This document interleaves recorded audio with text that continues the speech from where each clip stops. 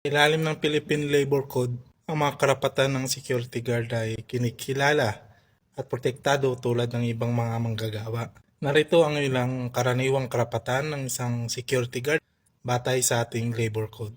Minimum wage.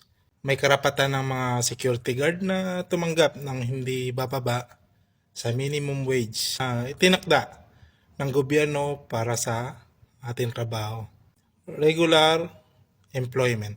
Ang mga security guard ay dapat na regular na empleyado kung sila ay nagtatrabaho sa loob ng regular na oras at sa mga pangmatagalang basihan, overtime pay.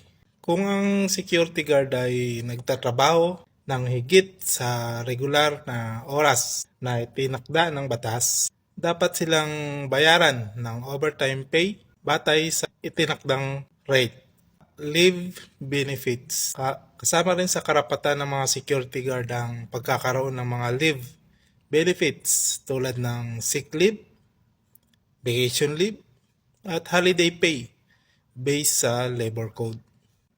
Social security benefits. Dapat magkaroon ng social security benefits ang mga security guard tulad ng PhilHealth, SSS, at pag-ibig, contribution o mula sa ating mga employer.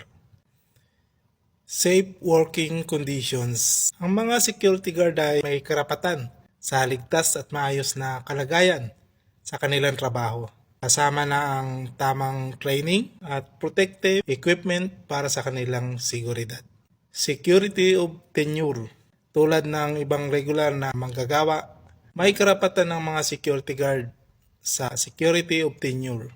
Ito ay nangangahulugan, di sila dapat basta-basta na tanggalin mula sa kanilang trabaho na walang sapat na dahilan o proseso. Protection against discrimination. Ang mga security guard ay protektado laban sa anumang uri ng diskriminasyon batay sa kasarian, edad, relihiyon o ano pang ibang mga dahilan na labag sa batas. Collective bargaining rights.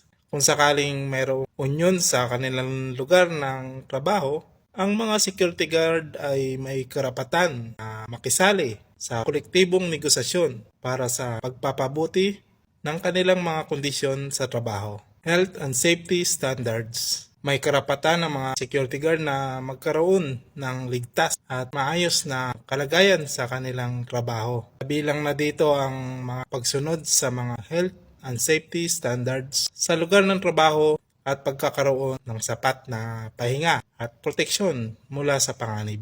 Training and development opportunities. Ang mga security guard ay may karapatan sa pag-access sa mga oportunidad para sa training at development upang mapalawak ang kanilang kasanayan at magkaroon ng mga pag-angat sa kanilang karera.